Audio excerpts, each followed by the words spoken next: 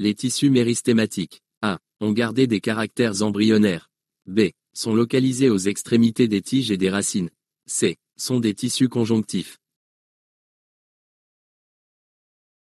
2. La matrice extracellulaire des tissus animaux. A. Est constituée de nombreuses molécules associées en réseau plus ou moins déformables.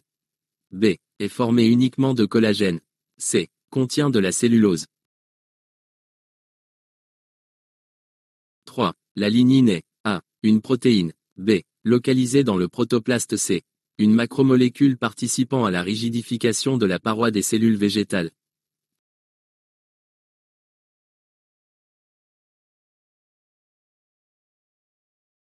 « 4. Les jonctions communicantes. A. Sont absentes chez les végétaux. B. Permettent le passage de molécules entre deux cellules. C. Ont une conformation toujours fixe. 5. Les jonctions serrées. A. Sont constituées de l'accollement entre deux membranes plasmiques. B. Impliquent des protéines uniquement extracellulaires. C. Assurent l'étanchéité des épithéliats. 6. Les desmosomes. A. Sont en relation avec les microtubules intracellulaires. B. Sont localisés à la membrane basale des épithéliums. C. Sont associés aux filaments intermédiaires du cytosquelette. 7. Les cadérines. A. Sont des glycoprotéines transmembranaires associées aux filaments intermédiaires. B. Ne sont présentes que lors de l'organogenèse. C. Sont des molécules de la matrice extracellulaire. 8. La voie apoplasmique correspond A. À la circulation d'éléments au sein de l'apoplaste.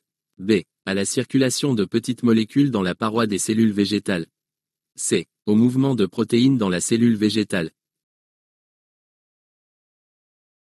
9. Les tissus épithéliaux sont A. Des tissus glandulaires. B. Des tissus de soutien. C. Un exemple de tissu conjonctif.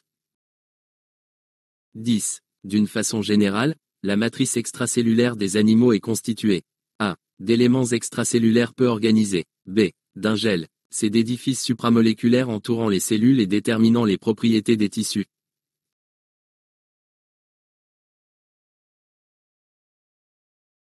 La question 1. Les propositions correctes sont A et B. Les tissus méristématiques sont caractéristiques des végétaux. Ils correspondent à des tissus dans lesquels les cellules ont gardé leur caractère embryonnaire. Ils sont localisés aux extrémités des tiges et des racines. À l'opposé, les tissus conjonctifs sont des structures définitives, spécifiques des animaux. La question 2. La proposition correcte est A. La matrice extracellulaire des tissus animaux est constituée de nombreuses molécules, et en particulier de glycosaminoglycanes et de protéoglycanes. Elle contient du collagène, mais pas uniquement.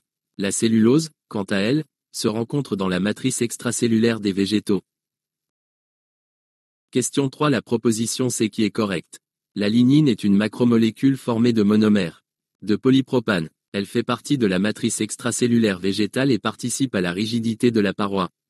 Question 4. La proposition B qui est correcte. Les jonctions communicantes permettent les échanges de molécules entre deux cellules. Leur configuration est généralement variable, permettant de contrôler ces échanges. Chez les végétaux, ces jonctions sont, pour l'essentiel, réalisées par des plasmodesmes. 5A et C. Les jonctions serrées, ou zones à occludens, correspondent à l'accollement des membranes plasmiques. Des protéines intra- et extracellulaires assurent un contact parfait assurant l'étanchéité des épidermes. 6C. Les desmosomes sont répartis sur l'ensemble de la membrane cellulaire. Ils assurent des connexions ponctuelles entre cellules et sont associés aux filaments intermédiaires du cytosquelette et non avec les microtubules. 7A. Les cadérines sont des glycoprotéines transmembranaires associées aux filaments intermédiaires. Elles peuvent apparaître de façon transitoire ou être maintenues dans certains tissus de l'adulte. Elles sont associées à des molécules de la matrice extracellulaire, mais n'appartiennent pas à celle-ci. 8b. La voie apoplasmique correspond à la circulation de petites molécules dans la paroi de cellules végétales. La circulation au sein du protoplaste et via les plasmodesmes constitue la voie symplasmique. Les protéines peuvent être échangées uniquement en suivant cette dernière voie. 9a et b. Les tissus épithéliaux peuvent être aussi bien des tissus de soutien que des tissus glandulaires.